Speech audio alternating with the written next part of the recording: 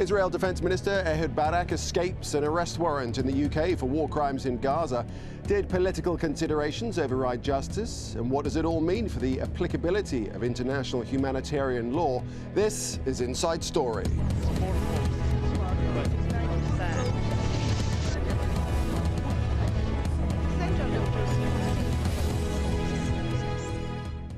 Hello, welcome to the programme. I'm Nick Clark. Immune from prosecution, Israel's Defence Minister Ehud Barak avoids court in the United Kingdom.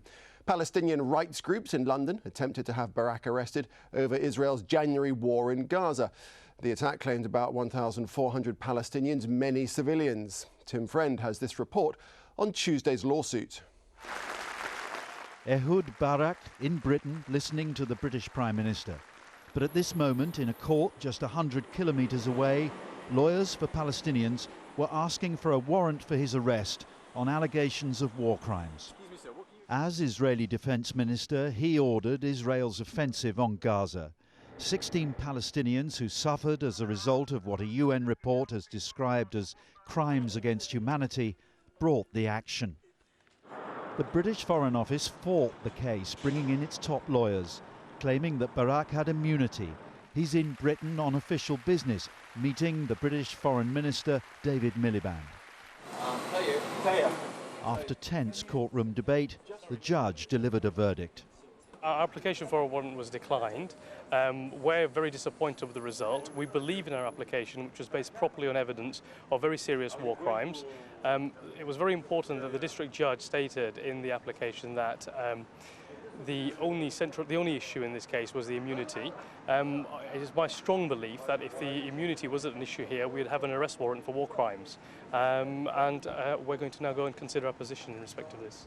Well, after more than an hour of legal argument, this attempt to have the Israeli Defence Minister arrested for alleged war crimes has fallen at the first hurdle. The legal team for the Palestinians will now consider an appeal. In the past, similar cases have failed on the immunity issue. But back in Gaza, those bringing the case are puzzled and frustrated. Tim Friend, Al Jazeera, Central London.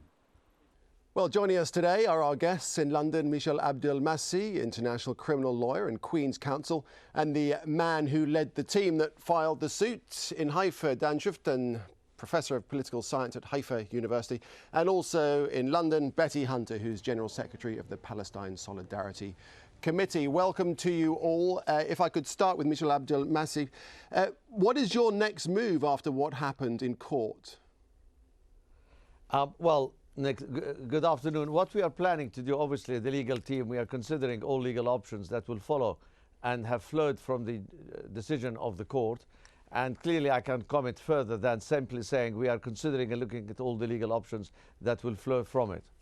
Are you satisfied that the reasons given for not proceeding are correct, that Ehud Barak is a senior government official and he was in London on official business and therefore he is due immunity? As you appreciate, Nick, the way, and it is all historically documented clearly, what happened was we, on behalf of the lawyers in Palestine, there are two groups of lawyers in Palestine who instructed lawyers in London, and I was asked at short notice to lead the team, and I argued 3 points. Firstly, that there is clear evidence, what we lawyers call prima facie, i.e. evidence of war crimes, documented principally by Judge Goldstone, an incredibly independent account, Amnesty International and the International Red Cross Committee, and also Human Rights Watch. So the first point was to say to the court, there is evidence here of war crimes. But secondly, if he's immune from prosecution, he's immune from prosecution, and that's that, isn't it? With it? We said there was. And thirdly, the question was, does the court have jurisdiction to issue a warrant for the arrest of a person who may be, and I can say no more than that, who may be involved in some of these alleged war crimes? And so we presented the argument to the court. The court, interestingly, centered and concentrated solely on the issue of the purpose for which Mr. Barak came to United Kingdom. There was a dispute as to the purpose for which he came to United Kingdom. The newspaper coverage about it, particularly in the press that was very much in favor of his coming to England, was saying that he was due to speak at a Labour Friends of Israel fringe meeting at the conference. Now, in the light of that, we took the action we did, and we were told in court late in the day that, in fact, he was here to meet other officials. Well, okay, let me bring in Betty Hunter. Let me bring in Betty Hunter now. Betty, let me ask you that question. If he's actually, by law, immune from prosecution, that's it. He is immune from prosecution. Well, I think you can ask the question, is immunity given to any member of a government, no matter what their position is and no matter what acts they commit? I think what we would say is morally, of course, he's not immune from prosecution. It's indisputable that horrific war crimes were committed in Gaza by the government of Israel, and someone must be brought to account. Ehud Barak was the Minister of Defence who ordered those crimes. Even some of his own soldiers have come out publicly, as well as all the reports which Mr. Massi has cited, saying that what they were doing in Gaza earlier this year were in fact against the articles of war and so on. Now, Britain is a high contracting party to the 4th Geneva Convention, and as such should be putting human rights and international humanitarian law before the issues of Mr. Barak's immunity, which I think could be disputed, because I think his visit was not announced publicly, as far as I'm aware, by the Foreign Office. It was only in retrospect, it appears, that he has been invited formally by the Foreign Office, and I deplore that. If okay, well, let's put that to then we Dan should be Shufton. ashamed of our government. Let's put that to Dan Shufton in Haifa. It was only in retrospect that Ehud Barak was officially invited, thus making him immune. What do you think? I'm not interested in the technicalities of what the court says or this and that, because that's not the issue. The issue is if you put self-defense on trial, if you allow barbaristic terrorism of the kind of Hamas to go unimpeded. Mr. Shufton, I have to interrupt there. Unfortunately, it is the issue. It's precisely what we're talking about on this programme. It's precisely what you have been invited onto this programme to talk about, as you well know. So it is the issue. And the reason why this wasn't heard was not because the courts thought it was nonsense, but let me quote Deputy District Judge Daphne Wickham. She says, "I'm satisfied under customary international law, Mr. Barak has immunity from prosecution, as he would not be able to perform his functions efficiently in this jurisdiction." She also noted that the allegations of war crimes were well documented, and she said they were serious. I'm totally disinterested in what the judge said, because she knows nothing whatsoever about what happened in Gaza, and if she's basing whatever she's saying on the Goldstone report, this is profoundly distorted and flawed, and basically it puts on trial self-defense. And what it basically tries to do is to make terrorism work. And all these technicalities, you have not invited me here as a legal expert. You can have a legal expert and they can play around with the question of what this judge or that judge says. The point is this: if civilized humanity is willing to accept that the terrorists will be the accusers and the people who are engaged in self-defense will have to give explanations to what they're doing, then we're in very serious danger. And all governments in civilized countries will have to stop the practice that makes it possible. Now, okay, let me bring in Betty Hunter. Go ahead. Let me bring in Betty Hunter. I can see that you want to intercede there. Please go ahead. Well, this is just a repetition of rewriting of history. In fact, there was a ceasefire in Gaza. Hamas had not carried out any rocket attacks until November 2008, after the Israeli army murdered 4 people in Gaza by bomb from the air. It was after that that there were rocket attacks, it's true. No one at that time was killed. I do deplore the rockets. However, to then launch the kind of massacre and onslaught that his government did is horrendous, and we shouldn't accept these sorts of excuses. Okay. I'm not misinformed, nor is Richard Goldstone misinformed. And what you're having here,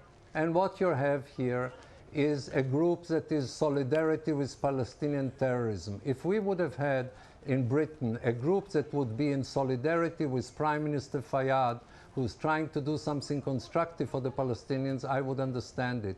But I see you again and again This is a slur always and we defending the reject it. terrorists. Okay, let's move away from this whole issue of what is happening, insults and so forth. Let's get back to the legality of this and speak to Michel Abdel Massi. I mean, do you think that these meetings with the Prime Minister and the Defence Minister with Ehud Barak were only arranged retrospectively in order to avoid immunity from prosecution?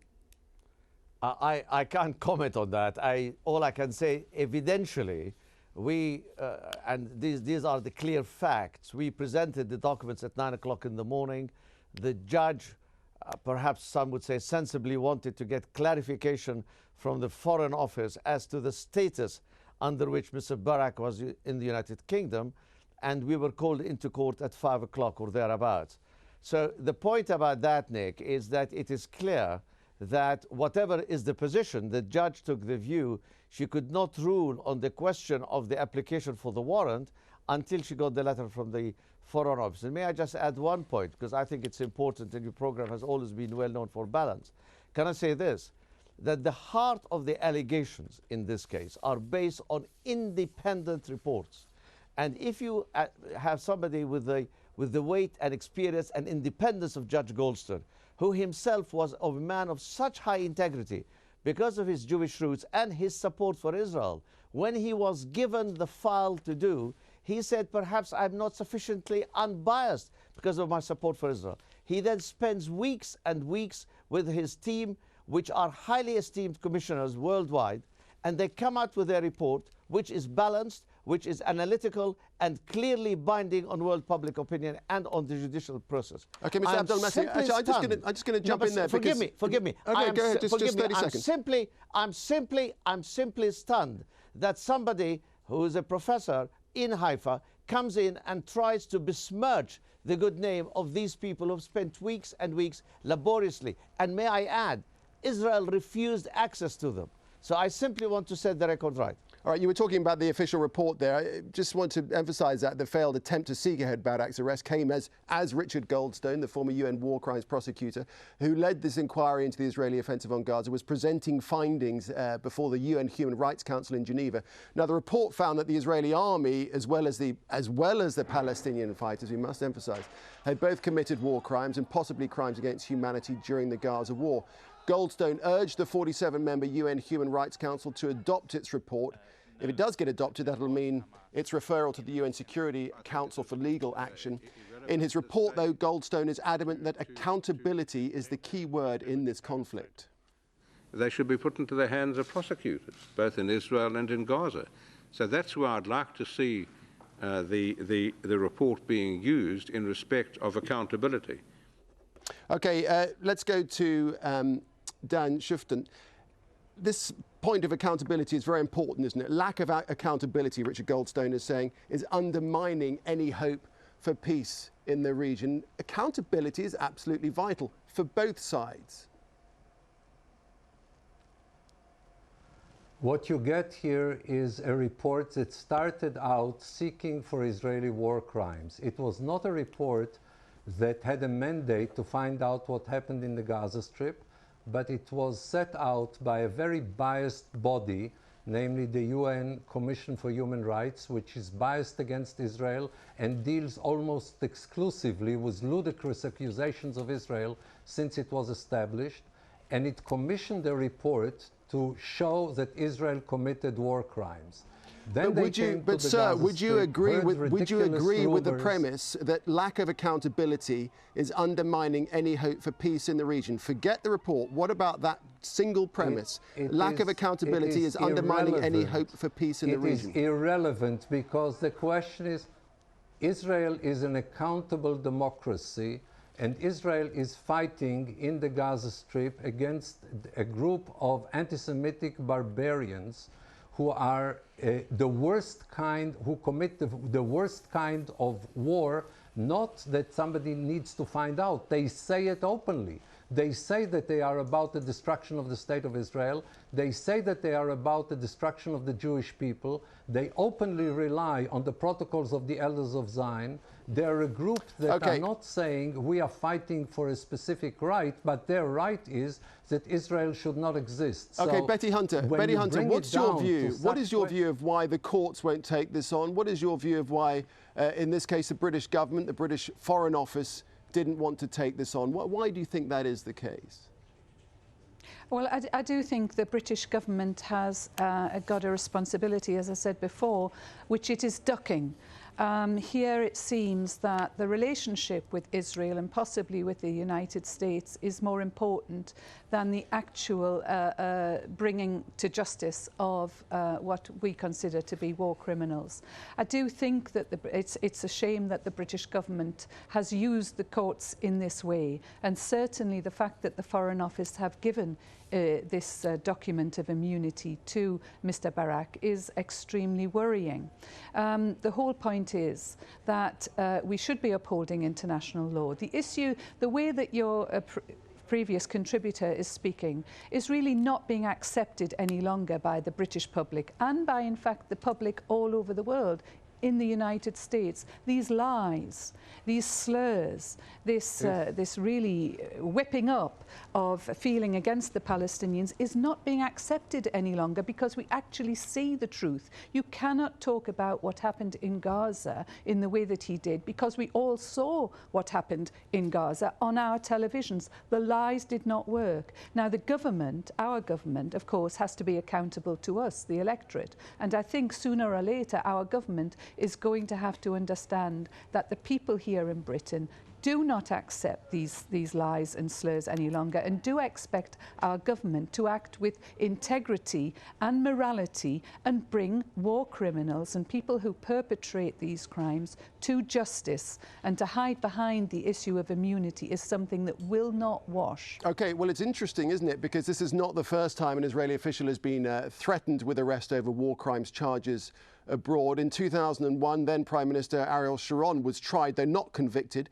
in absentia in Belgium. This was for the 1982 massacre in Palestinian refugee camps in Beirut. In 2005, the retired General Doron Almog did not get off his plane at London's Heathrow Airport. That was for fear of being arrested. He was in charge of the Israeli army in 2002 when they destroyed over 50 houses in Gaza. And in 2007, the Israeli Public Security Minister, Avi Dichter, was warned he could be arrested in Britain. And this was in connection to the 2002 assassination of a senior Hamas militant in Gaza. And that attack killed 14 other people, including 9 children. Given that background, given those precedents, Michel Abdel-Massi, you must have known all along that this would never have its day in court, that your motion would never have its day in court. Nick, with great respect, actually, one doesn't accept that, because as I reminded you and your viewers, what happened today in court, the judge did not dismiss the application at 9:05, because if what you say, the premise is sound, then she would have dismissed it within 5 seconds. She wanted to have a letter from the Foreign Office establishing the purpose of the visit. And the point I want to make is, you put your finger on it. Accountability is all. In the United Kingdom, as you know, during the troubles in Ireland, there have been something called the Bloody Sunday. And for the last, I think, 30 years, this country has been involved in a proper exercise with a public inquest to find out how it came these people were killed in Northern Ireland. And may I add that what the Palestinian people are entitled to have, and what world public opinion is entitled to have, in the light of this powerful report, independent report by Judge Goldstein and Amnesty International and the other organizations, the International Red Cross, but they can't all be blind, you see. And therefore, the key point that comes over here, he recommends in his own report that each country should look at its obligation. Now, under English law, there is an act of Parliament called the Geneva Conventions Act of 1957, which actually places an obligation, a positive duty on the United Kingdom to actually pursue those alleged who have against them an allegation of war crimes. And so it seems to us that when clients instruct lawyers, the lawyers have to do their duty by bringing cases within the law. And the law is quite clear. There is an obligation on the United Kingdom to pursue those who are alleged to have committed crimes of such a nature as Judge Goldstein describes. Okay, well, let's put that to Dan Shuftan in Haifa. You know, the bottom line is, the question that many people ask is that there is no reason why Israel should not have its day in court, if only to prove the innocence that you, Mr. Dan Shuftan, are always claiming. This is a kangaroo court, and therefore Israel doesn't wish to have its day in a kangaroo court where Israel is being accused of having self-defense. Let me explain why the British government intervened and why it should intervene and will intervene even more. And I assume laws will be changed. They've already been changed in Belgium and they've been changed in Spain. Because if you allow this trend to continue, then tomorrow the British will be put to trial for doing what they're doing in Afghanistan, and the Americans will be put on trial because what they're doing in Afghanistan, and every terrorist will be happy, and everybody fighting against terrorism will be charged as a war criminal. Okay, Betty Hunter, what do you say to that? Betty Hunter, what do you say to that? To prostitute, well, just a minute, I would say that if I may just conclude this. Every elected government should be, in fact, held to account for its actions. But the Israeli government waged war on the people of Gaza and used illegal weapons such as white phosphorus. It actually killed people who had been told to seek shelter in United Nations buildings, schools and so on, which were then bombed from the air with, of course, the precision weapons which Israel is very proud to have in its arsenal. We really have got to have the accountability that you were talking about, Nick, because otherwise we are saying that governments can decide themselves whether their actions are legal and so on. That's why we have the United Nations. That's why we have international law and international humanitarian law, precisely so that we can have a standard of morality, a standard of behaviour which all people can hope to achieve and have respected. That's why we have a UN Charter of Human Rights. And okay, let's put that back to Dan Shuftan. Let's put that back to Dan Shuftan. To dismiss it always as anti-Israeli is ludicrous. International law develops an international standard that all countries can abide by. In 30 seconds, if you will, please, sir. First of all, I want to protest against the bias of this program. Now, the international law says very clear things, but then it was distorted, particularly by the United Nations. And what you have is an organization, particularly the Human Rights Organization in Geneva, that is dedicated to smearing Israel and undermining it. And let me say just one thing in conclusion. All these legal tricks will not stop Israel from defending itself in Gaza. And if the Hamas will again bombard Israel, they will suffer much more than they did. And the only reason why Israelis can today walk in the streets is that the terrorists are afraid of what Israel will do to them. This is the reason why we have relative tranquility in Gaza today. Okay, this is the reason we're going to why have to move on. We're going to have to move on. Just a final word from Michel Abdelmassi. Sorry to interrupt. We have to move on because the program is about to close. So where are we with international justice right now, do you think?